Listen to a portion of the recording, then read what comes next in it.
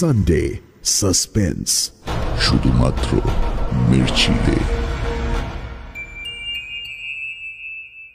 মদ্যপান, ধূমপান ও মাদক সেবন স্বাস্থ্যের পক্ষে ক্ষতিকর। সানডে সাসপেন্সে আমরা বিভিন্ন ধরনের সাসপেন্সের গল্প প্রচার করে থাকি, ভূত, গোয়েন্দা, অলৌকিক ইত্যাদি। ভূতের গল্পে অনেক সময় আমরা দেখেছি সেখানে ব্ল্যাক ম্যাজিক, দেবদেবী, ঝাড়ফুঁক, তন্ত্রমন্ত্র ইত্যাদির উল্লেখ থাকে। গল্পের লেখক রোমাঞ্চকর আবহাওয়া বা প্লট তৈরির খাতিরেই এগুলো ব্যবহার করে থাকেন, কোনো রকম কুসংস্কার বা অযৌক্তিক ভীতিকে প্রশ্রয় দেবার জন্য নয়।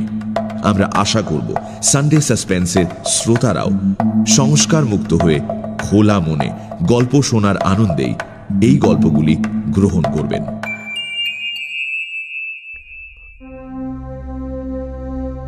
বাংলা সাহিত্যের রোমাঞ্চকর কিছু গল্প দিয়ে সাজানো আমাদের এই বিশেষ নিবেদন সানডে সাসপেন্স। আজ আপনার জন্য তারাদাস বন্দ্যোপাধ্যায়ের লেখা তারানাথ তান্ত্রিকের গল্প। তারাদাস বন্দ্যোপাধ্যায় প্রখ্যাত কথা সাহিত্যিক বিভূতিভূষণ বন্দ্যোপাধ্যায়ের একমাত্র পুত্র। জন্ম ব্যারাকপুরে 1947 সালের 15ই অক্টোবর, মৃত্যু 2000 সালের 18ই জুলাই। বাবার মতোই করেছেন শিক্ষকতা। রাজ্যের তথ্য ও সংস্কৃতি বিভাগের ডেপুটি ডিরেক্টর ছিলেন। তাঁর লেখা উল্লেখযোগ্য গ্রন্থ কাজল এবং কাজলের পরের পর্ব তৃতীয় পুরুষ।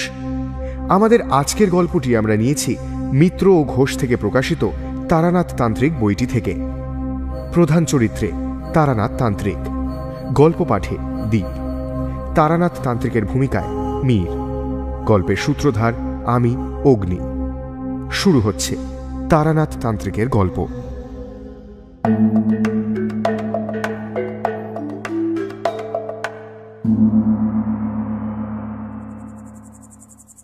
সেদিন বিকেলে তারানাথের বাড়িতে গিয়ে দেখি সে বাইরের ঘরে তক্তপোষের ওপর বসে তামাক খাচ্ছে, চোখ মুখ উদাস। মাঝে মাঝে তারানাথের এই ধরনের ভাব পরিবর্তন দেখেছি। 2-4 দিন থাকে, তারপর আবার ঠিক হয়ে যায়।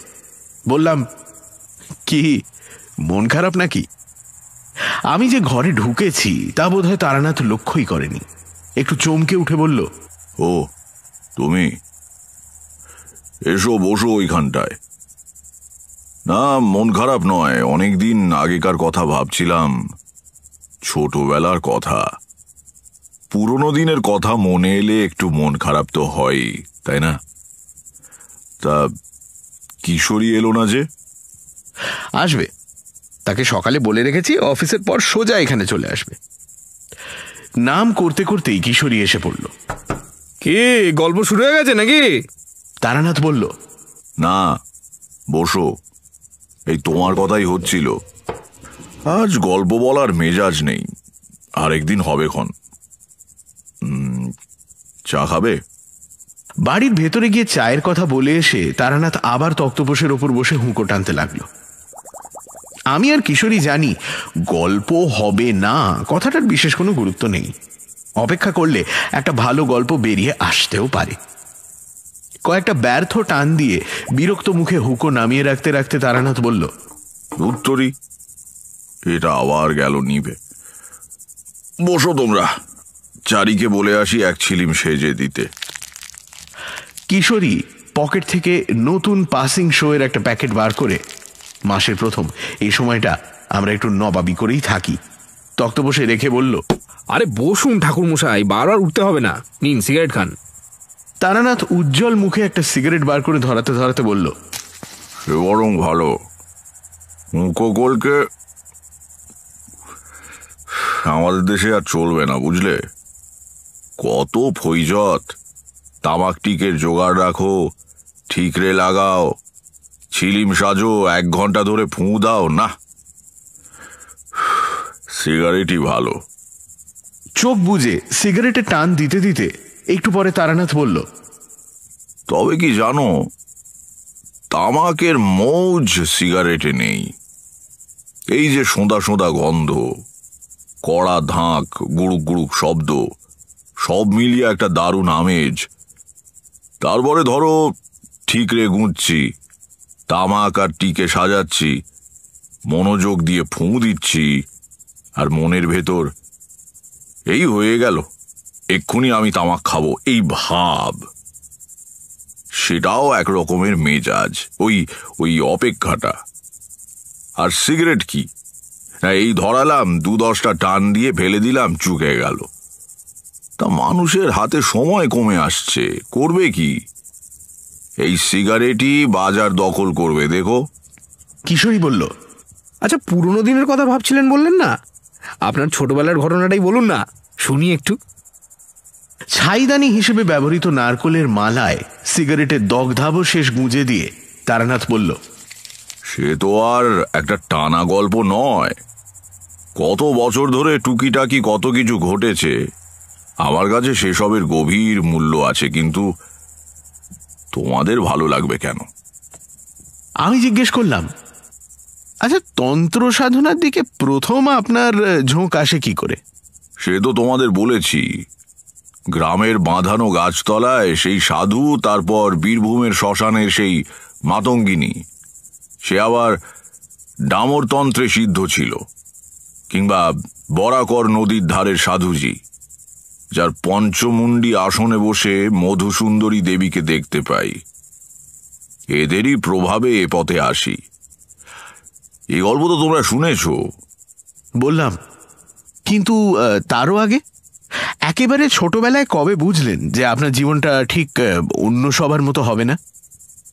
তারানাথ 2 আঙুলে ভুরুর মাঝখানটা টিপে ধরে রইল কিছুক্ষণ, তারপর মুখ তুলে আস্তে আস্তে বলল, জন্মের সময় থেকেই বোধহয় ঈশ্বর আমার জীবনের গতিপথ নির্ণয় করে দিয়েছিলেন। আমি যখন ভূমিষ্ঠ হই, সেই মুহূর্তে আকাশ দিয়ে একটা বিরাট উল্কা ছুটে গিয়েছিল। মা আতুর ঘরে, গ্রামের বউ ঝিরা তাকে ঘিরে বসে রয়েছে, বাবা পায়চারি করছেন দক্ষিণের বারান্দায়। গরম জল নেবার জন্য সিন্ধুবালা দাই আতুর ঘর থেকে উঠোন পেরিয়ে রান্নাবাড়ির দিকে আসছিল। সেই হঠাৎ ওই আকাশে আশ্চর্য আলো দেখতে পেয়ে চিৎকার করে ওঠে। তার ডাকে বাড়ির সবাই উঠোনে এসে জড়ো হয়। অদ্ভুত নীল আলোয় চারিদিক উদ্ভাসিত করে একটা নীল আগুনের গোলক পূব দিক থেকে পশ্চিম দিগন্তের দিকে চলে যাচ্ছে। সাধারণত উল্কা জ্বলে উঠেই চকিতে মিলিয়ে যায়, লোকজন ডেকে এনে দেখবার অবকাশ পাওয়া যায় না। এই নীল আলো কিন্তু অনেক অনেক ওপর দিয়ে বেশ সময় নিয়ে পার হয়ে যাচ্ছে। ধূমকেতুর মতো একটা অস্পষ্ট শতপ্রভ ধোঁয়ার পথরেখা ফেলে যাচ্ছে পেছনে।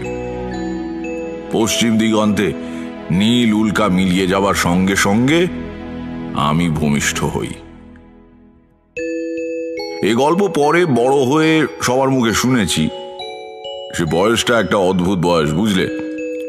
রেড়ির তেলের প্রদীপ, ছোট ছোট ফোঁড় দেওয়া পদ্ম কাঁথা, আরামদায়ক রোদ ঝিমঝিম করা নির্জন দুপুর, উঠোনের চাটাইতে শুকোতে দেওয়া টোপাকুলের ভরপুর গন্ধ, রাত্রিরে জ্যোৎস্নায় চকচক করা নারকোল গাছের পাতা। সে সময়ে সবই সম্ভব ছিল। সমবয়সীদের সঙ্গে বনতো না। তাদের খেলাধুলো, কথাবার্তা কেমন অর্থহীন আর হাস্যকর বলে মনে হতো। একা একা বেড়াতাম মাঠে, বনে, গ্রামের বাইরে যাবার পথে চৌধুরীদের বাঁশ বাগানে। একটা জিনিস খুব অনুভব করতাম, এখনো ভাবলে মন উদাস হয়ে যায়।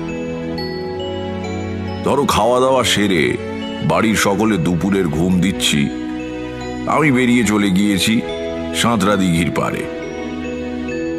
চুপ করে বসে আছি। ঝিরঝিরে বাতাসে দিঘির জলে ডুরে ডুরে ঢেউ উঠেছে। লিচু আর জামরুল গাছের পাতার ফাঁক দিয়ে সূর্যের আলো এসে মাটিতে রোদ আর ছায়ার আলপনা তৈরি করছে।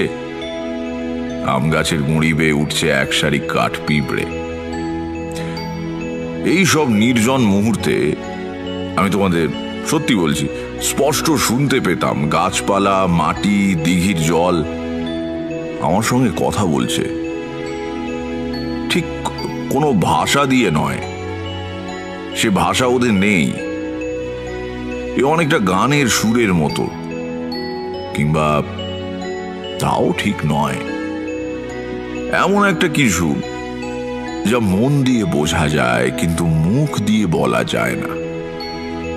পরে সাধনা করতে গিয়ে দেখেছি উচ্চকোটির তন্ত্র সাধকেরাও স্বীকার করেছেন যে আমরা যাদের নির্জীব পদার্থ ভাবি তাদেরও প্রাণ আছে, চেতনা আছে। এখন ভাবলে বিস্মিত হই, তখন কিন্তু ব্যাপারটাকে খুবই স্বাভাবিকভাবে নিয়েছিলাম। ভাবতাম সবাই বুঝি আমার মতোই ওদের কথা শুনতে পায়। একদিন দুপুরে খেলা করতে করতে চলে গিয়েছি গ্রামের বাইরের মাঠে। কেউ কোথাও নেই, শূন্য মাঠের উপর রোদ্দুর ঝাঁঝা করছে। গ্রামের ঠিক প্রান্তে একটা বিরাট চটকা গাছ। সেই চটকা গাছের নিচে একজন লোক বসে আছে, কুচকুচে কালো রং, খালি গা, হাতে একটা পাঁচন বাড়ি।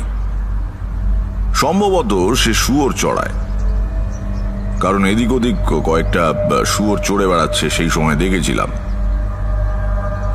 দৃশ্যটা অতি সাধারণ। গ্রামের অনেক গরিব মানুষেরা শুয়োর চড়িয়ে দিন আনা দিন খাওয়া করত। তাদেরই এইরকমই দেখতে, এবং তারা ক্লান্ত হয়ে পড়লে গাছতলায় বসে বিশ্রামও করে। কাজেই অবাক হওয়ার কিছু ছিল না। কিন্তু কেন যেন লোকটাকে ভালো করে দেখবার জন্য আমি পায়ে পায়ে তার দিকে এগিয়ে গেলাম। আমি কাছে যেতেই লোকটা আমার দিকে তাকিয়ে হাসলো। কি তার চোখের প্রখরতা! ভালো করে তাকানো যায় না, যেন ঝকঝক করে জ্বলছে। আঁটো সাঁটো দৃঢ় শরীরের মধ্যে সে যেন নিজেকে আটকে রাখতে পারছে না, প্রাণ শক্তি উপচে পড়ছে শরীর ছাড়িয়ে। আমার দিকে তাকিয়ে সে বলল, এসো, তোমার জন্যই বসে আছি। অবাক হয়ে বললাম, আমার জন্য? হ্যাঁ, তোমার সঙ্গে কথা বলবার জন্যই আজ আমাকে পাঠানো হয়েছে। বসো। কে পাঠিয়েছে? সে বললে এখন তুমি বুঝবে না, বড় হলে নিজেই জানতে পারবে। এদিকে এসো তো, কাছে এসো। আমার ঠিক ভয় করছিল না, বরং কেমন যেন রহস্যময় আনন্দের অনুভূতি হচ্ছিল। লোকটার কাছে এগিয়ে যেতে সে আমার কপালে হাত দিয়ে কি যেন দেখতে লাগলো, তারপর খুশি হয়ে বলল, ঠিক আছে, বসো এই শেকড়টার উপর। বসলাম।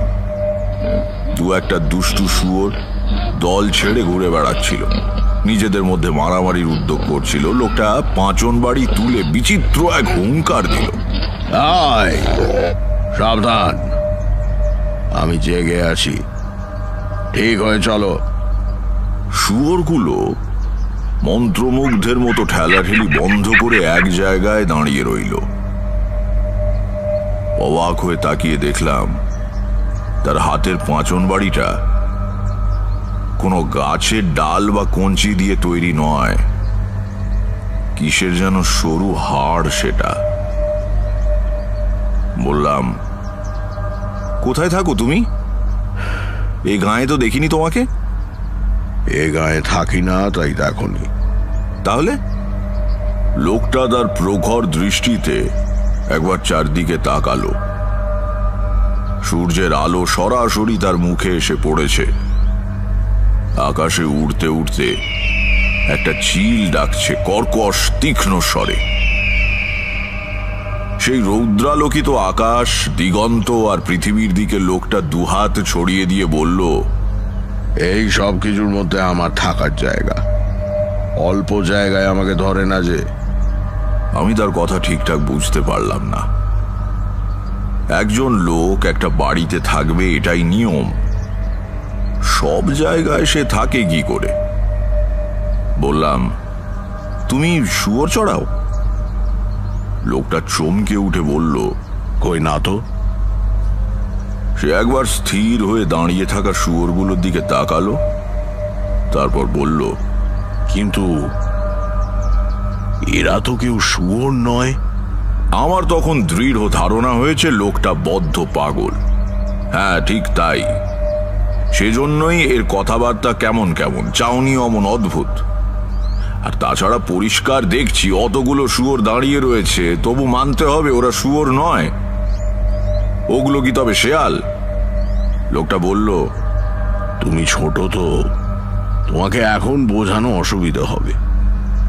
এগুলো সত্যি শুয়োর নয়, এগুলো হচ্ছে কি বলি, আমাদের ভেতরে যে দোষগুলো থাকে, যাদের জন্য আমরা খারাপ কাজ করি, খারাপ কথা ভাবি, এরা হচ্ছে সেই সব দোষের বাইরের চেহারা। সাধারণ মানুষকে এরা চড়িয়ে বেড়ায়, কিন্তু আমি এদের চড়াবার বিদ্যে শিখেছি।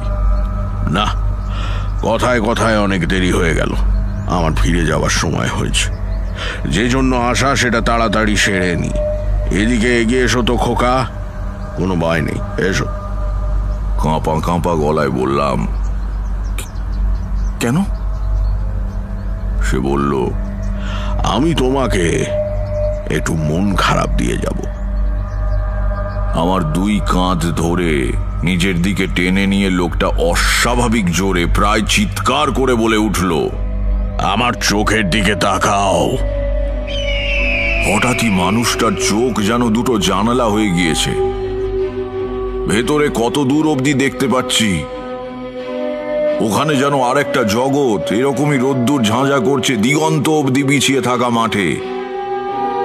সবুজ বন, নীল পাহাড় থেকে ঝুরঝুর করে ঝর্ণা নেমে আসছে।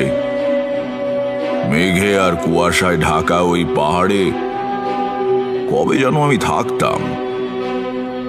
সুতোর কাটি উল্টো দিকে ঘুরে যাওয়ার মতো বিস্মৃতির আড়াল থেকে কত পুরনো মহাকালের স্তরে স্তরে সঞ্চিত ভুলে যাওয়া কথা মনে পড়ে যেতে লাগলো। ক্রমে আমার সমস্ত চেতনা ওই দুই চোখের জানলার ভেতর দিয়ে আশ্চর্য জগৎটার মধ্যে গিয়ে দাঁড়ালো। আমাদের গ্রামের সীমানায় চটকা গাছটা, চিলের তীক্ষ্ণ ডাক, সামনে পড়ে থাকা কৈখালির বিশাল মাঠ, সব কোথায় মিলিয়ে গেল। এখন আমি যেখানে দাঁড়িয়ে আছি সে জগতে ছায়া বাড়ির মতো অজস্র ছবি মেলে যাচ্ছে চোখের সামনে দিয়ে। কোথায় যেন এক উন্নত শীর্ষ মন্দির, শেষ বেলার আলোয় তার চূড়ার সোনার পদ্ম ঝলসে উঠছে। কাদের হাসি মুখ, এরা আমাকে খুব ভালোবাসতো, কিন্তু এখন মিলিয়ে গিয়েছে দূর অতীতে। কানে ভেসে আসছে সমস্বরে উচ্চারিত মন্ত্রধ্বনির মতো একটানা উদার গম্ভীর সঙ্গীতময় শব্দ প্রবাহ। সব ছবি মিলিয়ে গিয়ে চোখের উপর ভেসে উঠছে সৃষ্টিপূর্ব আদিম অন্ধকারের মতো কালো মহাশূন্য। থেকে থেকে সেই পরম কিছু নার মধ্যে চমকে উঠছে তীব্র জ্যোতির উদ্ভাস। সৃষ্টি হচ্ছে নক্ষত্রের, নিহারিকার, অনন্ত শূন্যের থেকে বস্তুপুঞ্জের। আমার চেতনা চলে যেতে লাগলো।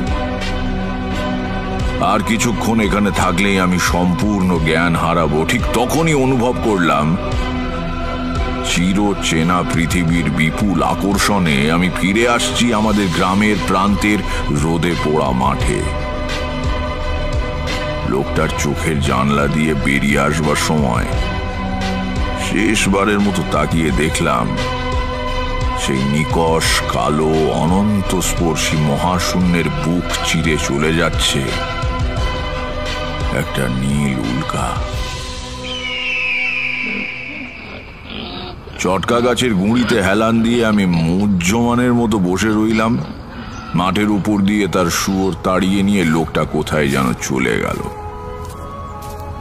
সে কোথায় যাচ্ছে, কি করে আবার দেখা হবে, কিছুই জিজ্ঞেস করা হলো না। কিন্তু কি মন খারাপটাই না সে আমাকে দিয়ে গেল। এরপর আমার আর কিছু ভালো লাগতো না। একা তো ছিলামই, আরো একা হয়ে গেলাম। সব সময় মনে হতো কি একটা কাজ যেন ফেলে রেখেছি, কোথায় যেন আমাকে চলে যেতে হবে। প্রথম যৌবনে ঘর ছেড়ে বেরিয়ে পড়ি, সে কথা তোমাদের বলেছি। বীরভূমের শ্মশানে মাতু পাগলি আমাকে সম্মোহিত করে নানা দৃশ্য দেখিয়েছিল। আমি যেন নদীর জলে নেমে গাছের শিকড়ে আটকে থাকা মৃতদেহ তুলে এনে পূজার উপকরণ সংগ্রহ করে সব সাধনায় বসলাম। সারা রাত কত আতঙ্কজনক দৃশ্য দেখলাম, কত উপদ্রব ঘটল। পরে সম্বিত ফিরে পেয়ে দেখি ধূসর সন্ধ্যায় নির্জন শ্মশানে দাঁড়িয়ে আমি মাতু পাগলির সামনে। মাত্র 10 মিনিট সময় কেটেছে। এ তো গেল ভেলকি, কিন্তু সদ্গুরুর সাহায্যে আমি প্রকৃতই একবার সব সাধনা করেছিলাম। মুর্শিদাবাদ জেলার এক অজ পাড়া গাঁয়ের শ্মশানে তখন আস্তানা গেড়েছি, সঙ্গে গুরু রয়েছেন। জ্যৈষ্ঠের শেষে আশেপাশের গ্রামগুলোতে কলেরার মহামারী শুরু হলো। সারা দিন ধরে দূর দূরান্ত থেকে মৃতদেহ দাহ করতে আনছে লোকে। পরে এমন অবস্থা দাঁড়ালো, দাহ করার কাঠ জোটে না। মুখে আগুন ছুঁয়ে দেহ ফেলে শ্মশান বন্ধুরা পালায়। তারই ভেতর থেকে লক্ষণযুক্ত একটি মৃতদেহ একদিন তুলে নিয়ে এলাম। শ্মশানের পূর্ব প্রান্তে একটু জঙ্গল মতো জায়গা, সেখানে বিরাট একটা ঝাঁকড়া ছাতিম গাছ রয়েছে। তারই তলায় গুরু পূজার আয়োজন করলেন। রাত্রিরে দাহ করার জন্য দলবল এলেও এদিকে তারা ঘেঁষবে না। আমি ভেবেছিলাম গুরুই বোধহয় সবাসনে বসবেন, কিন্তু প্রাথমিক প্রকরণের শেষে গুরু যখন আমাকে পদ্মবীজের মালা ধারণ করতে বললেন, তখন অবাক হয়ে বললাম, আমি কেন? তুমি তো আসনে বসবে। আমি কি পারবো? নিশ্চয়ই পারবে। আমি তোমাকে আমার শক্তির অংশ দান করে যাব। তাছাড়া এ আমার কাছে নতুন নয়। 21 বছর আগে আমি এতে সিদ্ধি লাভ করেছি। আজকের ক্রিয়ায় তোমারই অধিকার। ঘোর অমাবস্যার মধ্যরাত্রি। গুরু আমাকে আসনে বসিয়ে দিয়ে সকালে আসবো বলে চলে গেলেন। সব সাধনার সময় সামনে অন্য সাধকের উপস্থিত থাকতে নেই। সাষ্টাঙ্গ প্রণামের ভঙ্গিতে উপুর করে শোয়ানো মৃতদেহের পিঠের উপর বজ্রাসনে বসে বীজ মন্ত্র জপ আরম্ভ করলাম। মনে কোনো ভয় নেই। বহুদিন হলো তান্ত্রিক সাধুসঙ্গ করছি। অনেক অস্বাভাবিক আর অলৌকিক ঘটনা চোখের সামনে ঘটতে দেখেছি। আমি জানি নিখুঁতভাবে দেহ শুদ্ধি করে আসনে বসলে কোনো বিপদ সাধককে স্পর্শ করে না। ঘণ্টাখানেক এক মনে জপ চালাবার পর অনুভব করলাম নিচে মৃতদেহটা যেন নড়ে উঠছে, তাতে প্রাণের স্পন্দন জেগেছে। পোড়া মাছ গুঁজে দিলাম সবের মুখে। নরকপাল থেকে একটু একটু করে কারণ ঢেলে দিতে লাগলাম। সব আবার শান্ত হয়ে এলো। আরো 3 বার এমন হলো সেই রাত্রিরে। সাধনায় বিঘ্ন সৃষ্টি করবার জন্য হাঁকিনীরা কত বিভৎস রূপ ধারণ করে এলো। এক সময় তো তাকিয়ে দেখলাম আমার আসনের চারদিকে চলন্ত গলিত মৃতদেহের দল করতালি দিয়ে নৃত্য করছে। যে কোনো সাধারণ মানুষের হৃৎপিণ্ড থামিয়ে দেবার পক্ষে এ দৃশ্য যথেষ্ট। সে মুহূর্তে বুক যে একটু কেঁপে ওঠেনি তা বলবো না। প্রাণপণে মনকে একাগ্র করে বীজ মন্ত্র জপ করতে লাগলাম। ধীরে ধীরে মিলিয়ে এলো প্রেতের দল। অনেকের মধ্যে ভুল ধারণা আছে যে এক রাত সব সাধনা করলেই বুঝি সিদ্ধি লাভ হয়। বিশেষ বিশেষ তিথিতে কয়েকবার আসনে বসলে তবেই সিদ্ধি আসে। এতে অনেক বছরও লেগে যেতে পারে। ধরো তিথি সুপ্রশস্ত, পূজার সব আয়োজনই করা হয়েছে, কিন্তু শেষ পর্যন্ত সব পাওয়া গেল না। সব পণ্ড। আমারও তাই হয়েছিল। নানা কারণে ওই একবার ছাড়া আর সব সাধনা করতে পারিনি। গুরুর কাছ থেকে যখন বিদায় নিয়ে আসি তখন তিনি সাবধান করে বলেছিলেন, শোনো, সময় মতো সাধনা সম্পূর্ণ করো।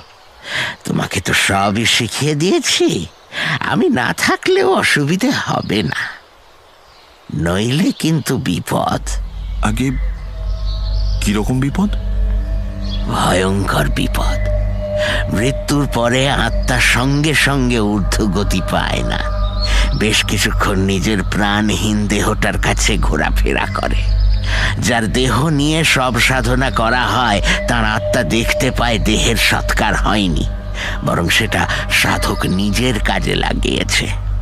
তাতে মৃতের আত্মা নিশ্চয় খুশি হয় না? সে প্রতিশোধ গ্রহণের সুযোগ খোঁজে। সাধনা সম্পূর্ণ করলে সাধক অমিত শক্তি লাভ করে, ফলে তার ভয় আর থাকে না। নইলে বুঝতে পারছো কি বিপদ হতে পারে? সাবধানে থেকো। জানো তো প্রবাদ আছে, সাপুড়ের মরণ সাপের হাতে। তোমার ভাগ্য আমি গণনা করে দেখেছি, তুমি একটানা সাধনা করতে পারবে না। আবার তোমাকে ফিরে যেতে হবে গৃহাশ্রমে, আবার বেরোবে এবং ফিরে যাবে, এইভাবেই চলবে।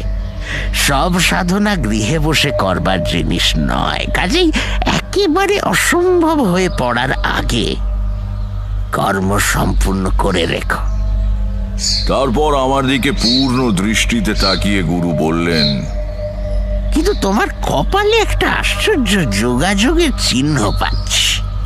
আমি স্পষ্ট দেখতে পাচ্ছি খুব বড় একজন মহাপুরুষ কিংবা মহাসাধক তোমাকে কৃপা করবেন। দেখি হাতটা। ডান হাত বাড়িয়ে দিলাম। উনি হাতটা ধরলেন, কিন্তু দেখলেন না, তাকিয়ে রইলেন আমার দিকে। বললাম, কি ধরনের মহাপুরুষ? এমন কোন উচ্চ মার্গের মুক্ত আত্মা যার নাম মুখে উচ্চারণ করার যোগ্যতা আমার নেই। সব রকম সাধনা ও সিদ্ধির ঊর্ধ্বে চলে গিয়েছেন এমন কেউ। তিনি তোমাকে অনেক বিপদ থেকে রক্ষা করবেন। আমি ব্যস্ত হয়ে জিজ্ঞাসা করলাম, কবে এর দেখা পাবো? এর দেখা তুমি পেয়েছ। সে কি, কবে? তা জানি না, তবে মহাগুরুর সান্নিধ্য পেলে দেহে ও মনে যে লক্ষণ ফুটে ওঠে তা তোমার রয়েছে। আমি দেখা পেলাম আর আমি জানতে পারলাম না? গুরু বললেন, তেমন তো হতেই পারে। এসব সাধকদের কোনো ভেকও নেই, ভড়ংও নেই, নিতান্ত সাধারণ মানুষের মতো বেড়ান।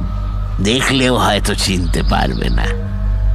হঠাৎ আমার ছোটবেলায় দেখা সেই অদ্ভুত মানুষটিকে মনে পড়ে গেল। রোদ ঝিমঝিম করা কৈখালির মাঠ, সেই শুয়োরের দল, আমার হারানো শৈশব। তিনি কি আমার জীবনের অজানা মহাপুরুষ? তরাই অঞ্চলে কোথায় তন্ত্র সাধকদের এক গোপন মিলন সভা হবে এই খবর পেয়ে গুরু সেখানে রওনা হয়ে গেলেন। আমি আর সঙ্গে গেলাম না। এবার কিছুদিন একা থাকবো ঠিক করলাম। পথে পথে ঘুরি, বেশিরভাগই শ্মশানে মশানে রাত কাটাই। কখনো সখনো কোনো গৃহস্থ বাড়িতে আশ্রয় নিই। একদিন এক রেল স্টেশনের প্ল্যাটফর্মে বসে আছি, আমার ট্রেন আসতে ঘন্টাখানেক দেরি। সেটা জংশন স্টেশন। লুপ লাইনে যেতে হলে ওখান থেকে গাড়ি বদল করতে হয়। প্রচন্ড বৃষ্টি নেমেছে সকাল থেকে। আকাশ কালো হয়ে রয়েছে মেঘে। ঝুপঝুপ করে বৃষ্টির আর যেন বিরাম নেই। 2 পয়সার বিড়ি কিনবো বলে স্টেশনের দোকানটার দিকে এগুচ্ছি, হঠাৎ পেছন থেকে কে যেন ডাকলো। আরে তারানাথ না? থমকে দাঁড়ালাম। এমন জায়গায় আমার নাম ধরে কে ডাকে?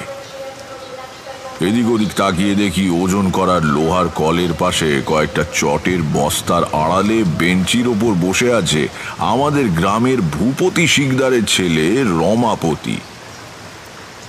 ছোটবেলায় এই রমাপতি বোধহয় গ্রামে আমার একমাত্র বন্ধু ছিল।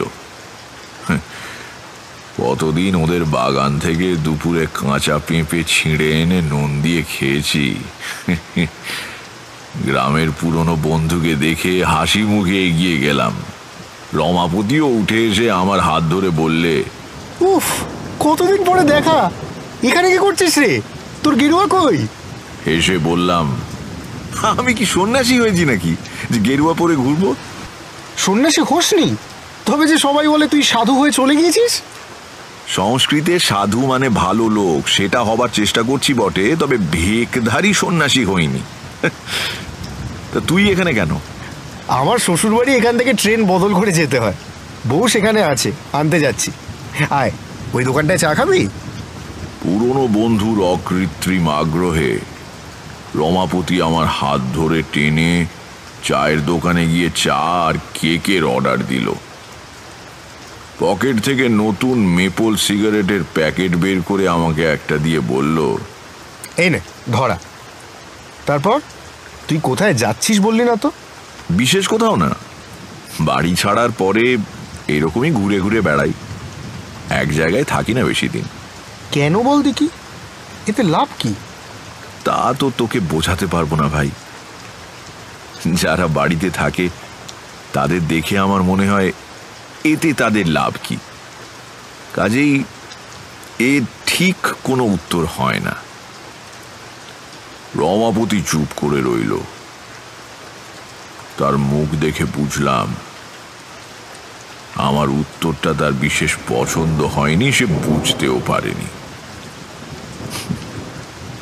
গৃহত্যাগ করে বিদেশে গিয়ে অর্থ উপার্জন করলে বোঝা যায়, বাড়ি থেকে পালিয়ে সাধু সন্ন্যাসী হলে তারও যা হোক একটা মানে হয়। কারণ তেমনটা বহু ঘটতে দেখা গিয়েছে। কিন্তু সেসব কিছু নয় খামোকা একজন মানুষ বাড়ির আরাম ছেড়ে পথে পথে বেরিয়ে বেড়ায়। এর কারণ সে ধরতে পারছে না। চা খেতে খেতে রমাপতি বলল, আচ্ছা, তুই তো বেশ অনেকদিন বাড়ি ছেড়েছিস, তাই না? হ্যাঁ। যেতে বাধা আছে কোনো? না, বাধা আর কি, আমি তো আর গৃহত্যাগ করে সন্ন্যাসী হইনি। তোকে বললাম না, যখন ইচ্ছে করবে চলে যাব। চায়ের কাপ দোকানিকে ফেরত দিয়ে রমাপতি একটু ইতস্তত করে বলল, তারানাথ, তোর বোধহয় এখন একবার বাড়ি যাওয়া উচিত। তার গলায় কেমন একটা সুর ছিল। ব্যস্ত হয়ে জিজ্ঞাসা করলাম, কেন বলতো, হঠাৎ বাড়ি যাব কেন? কাকিমা খুব অসুস্থ, অবস্থা খুব একটা, মানে কখন কি হয় বলা যায় না আর কি। তুই একবার যা তারানাথ। বিশ্বে মাতৃশক্তি একটা খুব বড় শক্তি। আমার পথে পথে বেড়ানো যাযাবর জীবন, সাধুর সঙ্গে আগ্রহ, সিদ্ধি লাভের আকাঙ্ক্ষা, সব কোথায় উড়ে গেল। মনে হলো যার নাড়ি ছিঁড়ে ভূমিষ্ঠ হয়েছি, যার কোলে খেলা করে বড় হয়েছি, আমার সেই চিরপরিচিত সদা হাস্যমুখী মা অসুস্থ। তিনি হয়তো আমাকে দেখতে চান। আমি এখনই বাড়ি যাব। তারপর সে কি ভয়ানক বৃষ্টি, থামবার নাম নেই। তারই মধ্যে ভিজতে ভিজতে পরের দিন দুপুর নাগাদ বাড়ি পৌঁছলাম। মানুষের মনের সঙ্গে শরীরের একটা ঘনিষ্ঠ যোগ আছে। মায়ের রোগশয্যার পাশে গিয়ে দাঁড়াতে আমাকে দেখে তার মুখ উজ্জ্বল হয়ে উঠল। বিছানায় বসে মাথায় হাত বুলিয়ে দিতে দিতে জিজ্ঞাসা করলাম, এখন কেমন আছো মা? উত্তরে মা শীর্ণ হাত দিয়ে আমার চিবুক ছুঁয়ে বললেন, ভয় নেই খোকা, তুই এসে পড়েছিস। এই যাত্রায় আমি আর মরবো না। সত্যি সত্যি পরের দিন থেকে মায়ের অবস্থা ভালোর দিকে যেতে লাগলো। আমি ফেরায় বাড়ির লোকও খুশি, খাই দাই আর চণ্ডী মণ্ডপে বসে বৃষ্টি দেখি। 4-5 দিন ধরে নাগাড়ে বর্ষা চলেছে। গ্রামের সব পথে 1 হাঁটু কাদা, খাল বিল আর মাঠ একাকার হয়ে গিয়েছে জলে। আমাদের পুরনো চাষি বনমালী ভিজতে ভিজতে বলল, দাদা বাবু, এমন কাণ্ড জন্মে দেখিনি। সারা গাঁ একেবারে থই থই করছে। পাঁচু হালদারের বাঁশবাগানে এই 1 হাঁটু জল। তার চেয়ে আশ্চর্য হচ্ছে কৈখালির মাঠে মাছ খেলছে দেখে এলাম। শিং, মাগুর, পোনা, চারা, কই, একেবারে 100 মাছ। কৈশোরে মাছ ধরবার খুব নেশা ছিল। আর শুধু বঁশি দিয়ে নয়, পোলো, হাত জাল আর কোঁচ দিয়েও বহু মাছ ধরেছি। মাছ খাবো বলে মাছ ধরা নয়, আসলে এর তোড়জোড় আর মজাটাই বড় কথা। বনমালীর বর্ণনা শুনে হঠাৎ পুরনো নেশাটা মাথা চাড়া দিয়ে উঠল। এমন ঘনঘোর বর্ষা, দিনরাত্রির ব্যাঙ ডাকছে খালে বিলে, এটাই তো মাছ ধরার উপযুক্ত সময়। বনমালীকে ডেকে বললাম, বনমালীদা, তোমার কাছে একটা পোলো হবে? পোলো? মাছ ধরবে নাকি? হ্যাঁ, অনেক দিন অভ্যেস নেই অবশ্যই, দেখি তবু। সে আছে বোধহয় একটা। আচ্ছা, ও বেলা এনে দেবো কোন? বিকেলে বনমালী পোলো এনে দিল। পোলো জানো তোমরা, বেত বা কঞ্চির চটা দিয়ে তৈরি একটা গোল খাঁচা মতো জিনিস, ওই 3 ফুট উঁচু, ওপর দিকে সরু মুখ, সেখান দিয়ে হাত গলিয়ে মাছ বের করতে হয়। তলার দিকের ঘের বড়, মাছ দেখতে পেলেই ঝপ করে পোলো দিয়ে চেপে ধরলে আর পালাতে পারে না।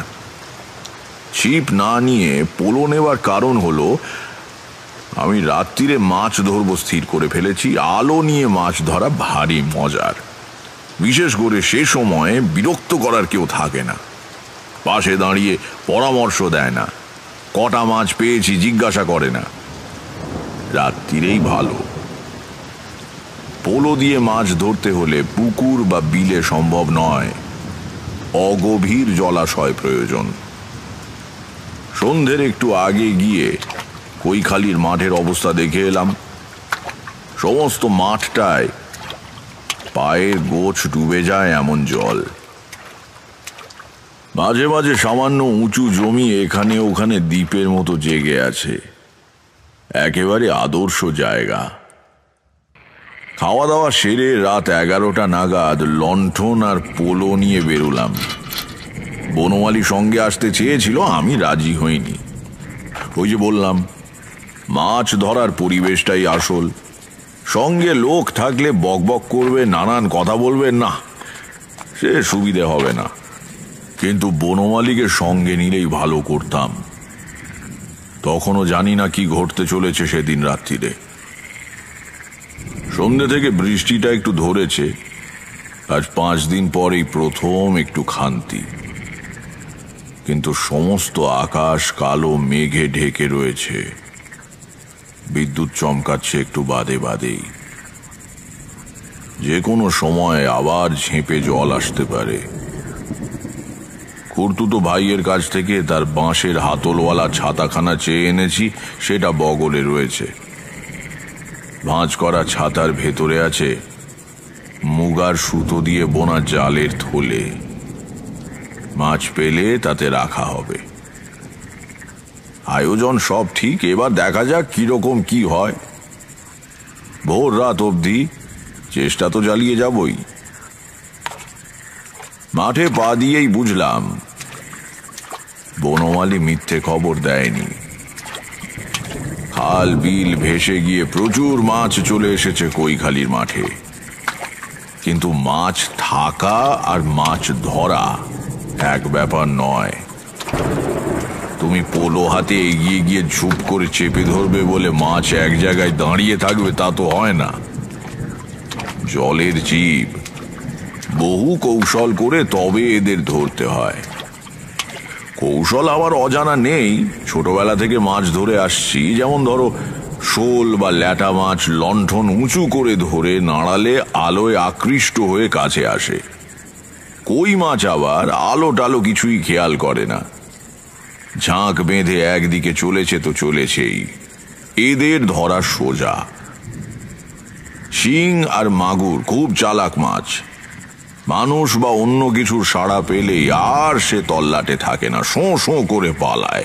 এরা ছোটেও খুব জোরে, জলের মধ্যে দৌড়ে নাগাল পাওয়া যায় না। কিন্তু মজা হচ্ছে শিং মাগুর ছোটে একদম সোজা। কোন দিকে গেল খেয়াল করলে একটু পরে পেছন পেছন সেখানে গিয়ে হাজির হওয়া যায়। সচরাচর এরা তাড়া খেয়ে আলের ধারে বা গাছের শেকড়ের কাছে গিয়ে আশ্রয় নেয়, খোলা জায়গায় থাকে না। অমন জায়গায় পোলো বসানো মুশকিল, তখন পা দিয়ে জলে শব্দ করতে হয়। ভয় পেয়ে মাছ আবার দৌড় দেবার উদ্যোগ করলে তাড়াতাড়ি পোলো বসিয়ে দিতে হয়। যাকে কথায় কথায় অন্য প্রসঙ্গে চলে এসেছি, আসল কথাটা বলি। রাত 1:30টার মধ্যে অনেক মাছ ধরে ফেললাম। মুগার সুতো দিয়ে তৈরি ব্যাগ এত ভারী হয়ে উঠেছে যে শক্ত সরু সুতো হাতে কেটে বসে যাচ্ছে। এদিকে আবার মেঘ ডাকতে শুরু করেছে, গা শিরশির করা বাদলার হাওয়া দিচ্ছে। বৃষ্টি ফের এলো বলে এবার বাড়ি চলে যাওয়াই ভালো। অনেকক্ষণ থেকেই মনের ভেতরে কেমন একটা অস্বস্তি হচ্ছিল। কি অস্বস্তি সেটা আমি ঠিক বলে বোঝাতে পারবো না। কোনো অমঙ্গল আসবার আগে থেকে আমি টের পাই, এ কথা তোমাদের আগেই বলেছি। এতক্ষণ মনের একেবারে তলায় কোণের দিকে কোথাও একটা বিপদের পূর্বাভাস খচখচ করছিল। মাছ ধরার আনন্দ আর উত্তেজনায় খেয়াল করিনি। এবারে পরিপূর্ণ সম্বিত ফিরে পেয়ে চারদিকে তাকিয়ে দেখলাম ঘন বর্ষার মধ্যরাত্রে গ্রামের বাইরে নির্জন জল ভরা মাঠে আমি একা দাঁড়িয়ে আছি। একটা শেয়াল পর্যন্ত এই দুর্যোগে আশ্রয় ছেড়ে বাইরে বের হয়নি। তেমন কিছু ঘটলে গলা ফাটিয়ে চিৎকার করলেও সাহায্যের জন্য কেউ এগিয়ে আসবে না। বনমালীকে সঙ্গে আনাই উচিত ছিল। এই জল কাদা ভেঙে বাড়ি পৌঁছতেও অন্তত আধ ঘন্টা সময় তো লাগবে। তার মধ্যে আবার বৃষ্টি এসে গেলেই তো হয়েছে। এসব ভাবতে ভাবতেই ঝিরঝির করে বৃষ্টি নামলো।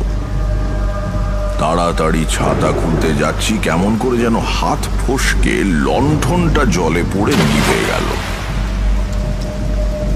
চারদিকে নিশ্ছিদ্র অন্ধকার। কিছুক্ষণ হতবুদ্ধি হয়ে দাঁড়িয়ে রইলাম।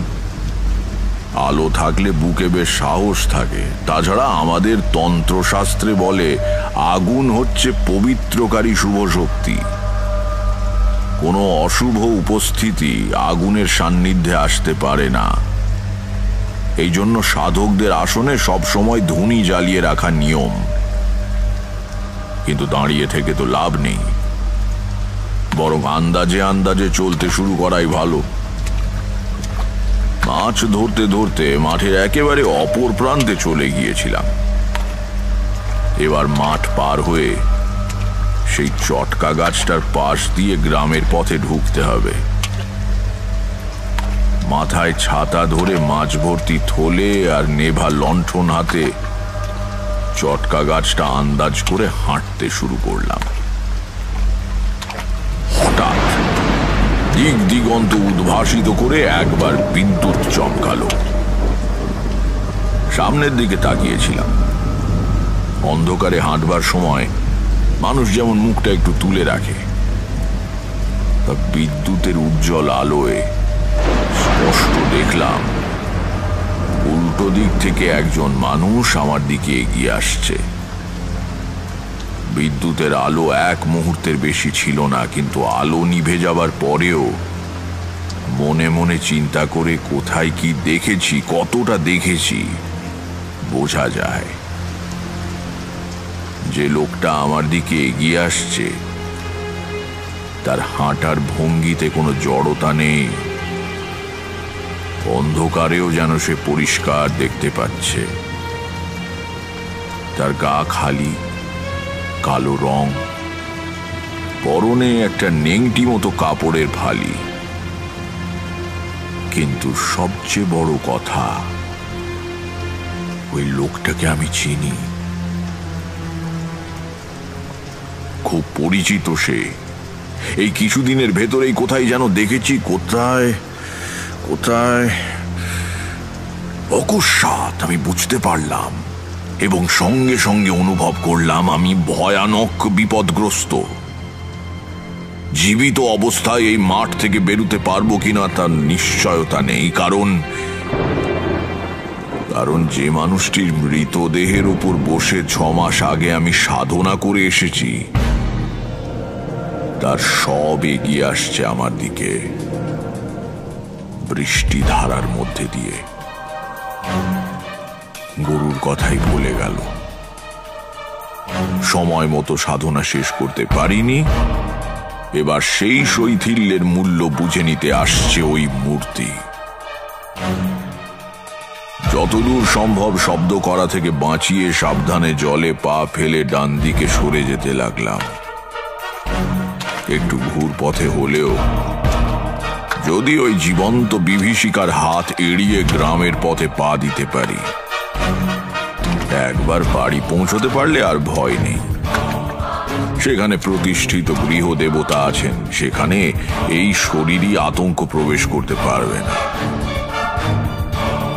অনেকখানি সরে এসেছি, এমন সময় আবার চমকে উঠল বিদ্যুৎ।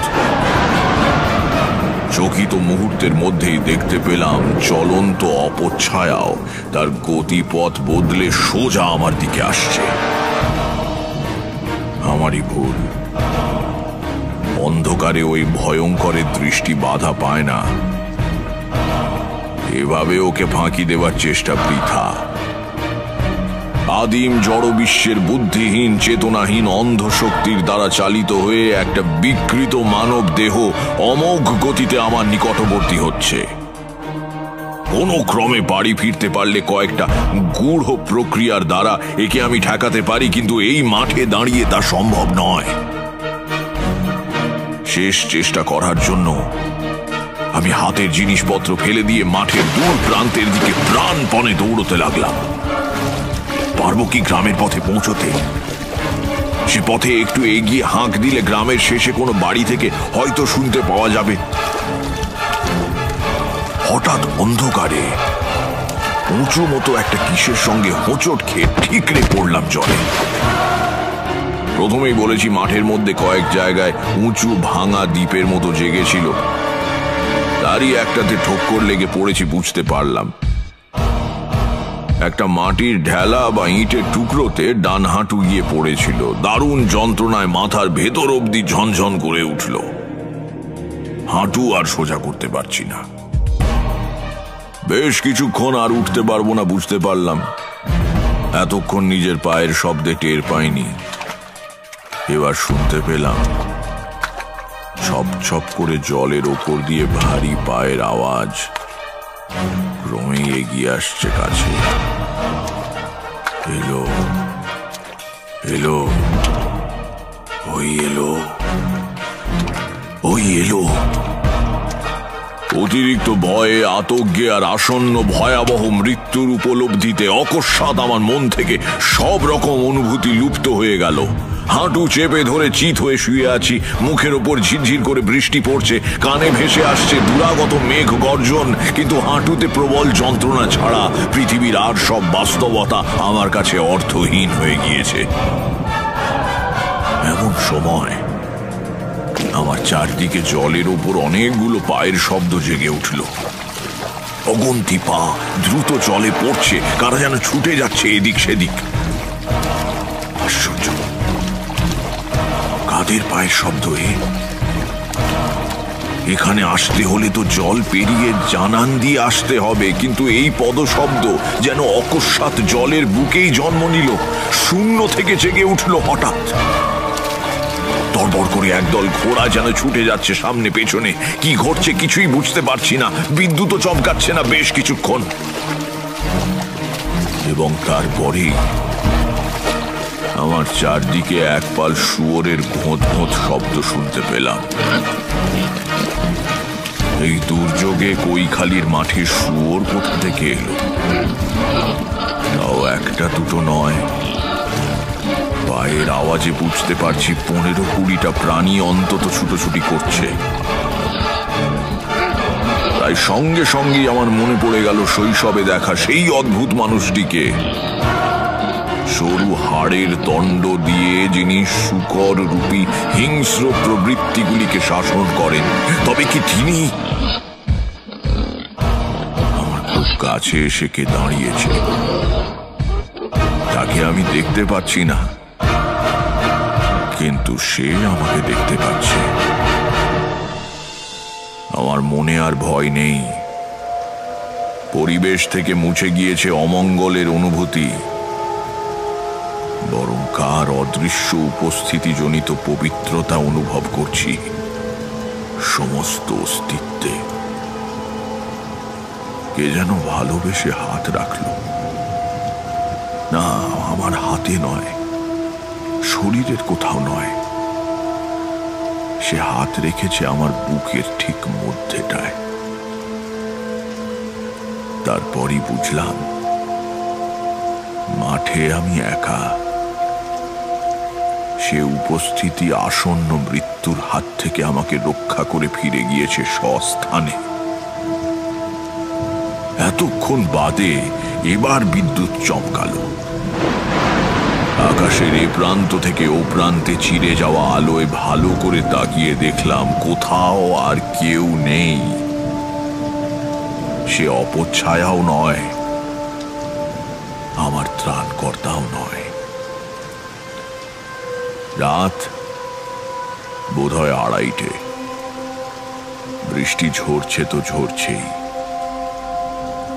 কোনো রকমে বাড়ি ফিরে এসে শুয়ে পড়লাম। পরদিন সকালে মেঘ কেটে সূর্য উঠল 5-6 দিন বাদে। ঝকঝকে রোদ্দুরে ভেসে যাওয়া পৃথিবীর রূপ দেখে আমার নিজেরই সন্দেহ হতে লাগলো, সত্যি কি কাল রাত্রিরে কিছু ঘটেছিল? বাড়ির কাউকে কিচ্ছু জানালাম না। অনর্থক তাদের চিন্তা বাড়িয়ে লাভ কি? মা সুস্থ হয়ে ওঠার মাসখানেক পরে আবার বাড়ি ছাড়লাম। একটানা গৃহবাস ঈশ্বর আমার কপালে লেখেননি। ঘুরতে ঘুরতে এক সন্ধ্যায় খামারবেড়িয়া নামে এক গ্রামে গিয়ে পড়লাম। দেখি গ্রামের একধারে ঝুরি নামা বটগাছের নিচে একজন জটাধারী সাধু ধুনি জ্বালিয়ে বসে আছেন। ভাবলাম ভালোই হলো, আজ রাত্রিটা অন্তত এর সঙ্গে কাটানো যাবে। গুটি গুটি ধুনির এপারে গিয়ে বসলাম। প্রত্যেক গ্রামেই কিছু লোক থাকে যারা সাধু সন্ন্যাসী দেখলে ওষুধ বিশুদ আর মাদুলির জন্য ভিড় করে। এখানেও তার ব্যতিক্রম হয়নি। জনা কয়েক লোক করুণ মুখে তাদের দুঃখ দুর্দশার কথা সাধুকে জানাচ্ছে। ক্রমে তারা বিদায় নিয়ে চলে গেলে সাধু বাবা আমার দিকে তাকিয়ে বললেন, তারপর তোমার কি চাই? সবিনয়ে জানালাম, আমার কিছু চাই না।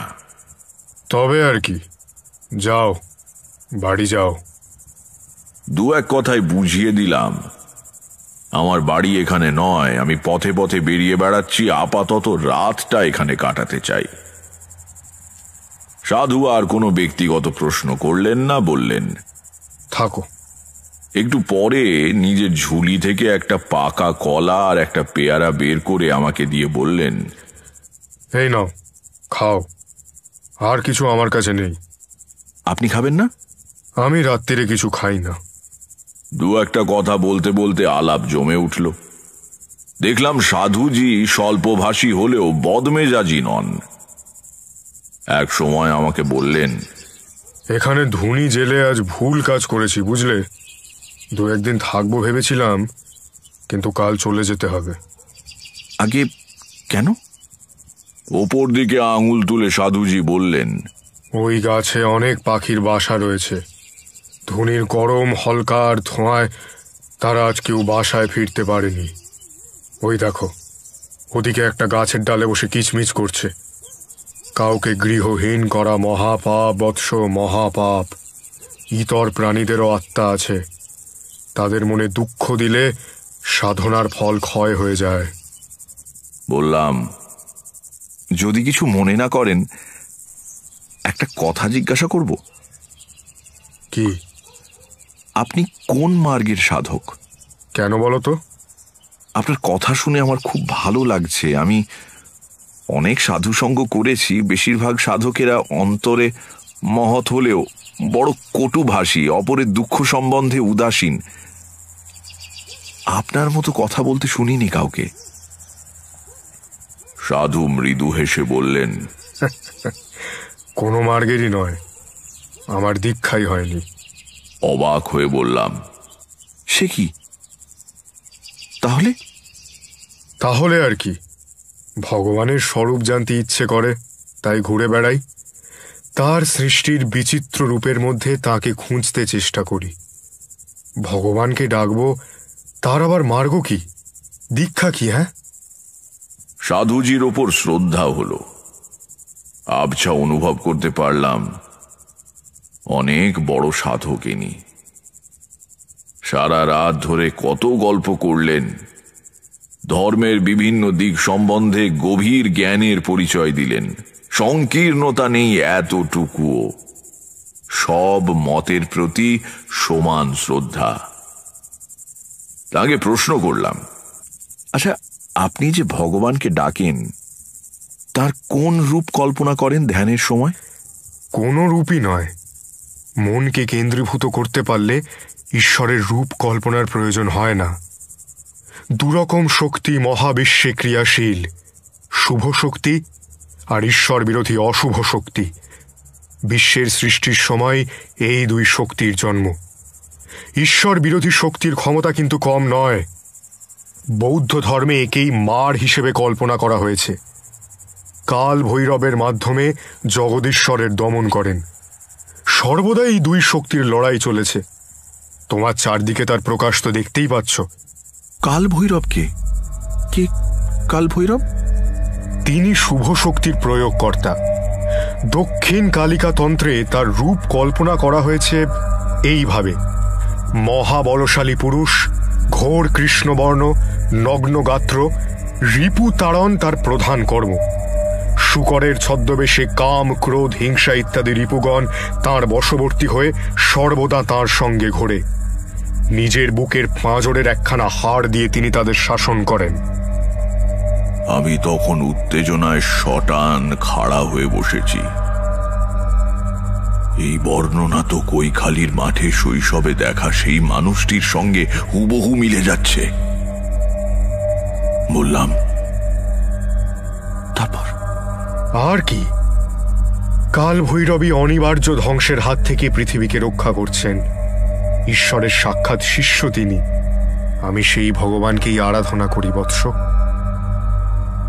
আমার গলা তখন আবেগে পুঁজে এসেছে। স্বয়ং কাল ভৈরব সেদিন রাত্রিরে আমাকে এসে রক্ষা করেছেন। শৈশবে তাঁর অপার করুণার স্পর্শ দিয়েছেন। একটু চুপ করে থেকে তারানাথ বলল, কিন্তু সে তুলনায় জীবনে কিছুই করতে পারলাম না। কতগুলো তুচ্ছ সিদ্ধাই পেয়েছিলাম, কিছু টাকা করি, বড় কিছুই হলো না। এ জন্ম এমনই গেল।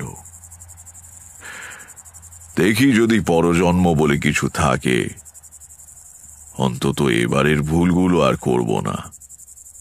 তারপর আমাদের দিকে তাকিয়ে বলল, আজকের গল্প এইখানেই শেষ, কিন্তু ভয় পেও না, বলবার মতো গল্প আমার ঝুলিতে আরো অনেক আছে, সময় মতো বলা যাবে। আজ থামি তাহলে, কেমন?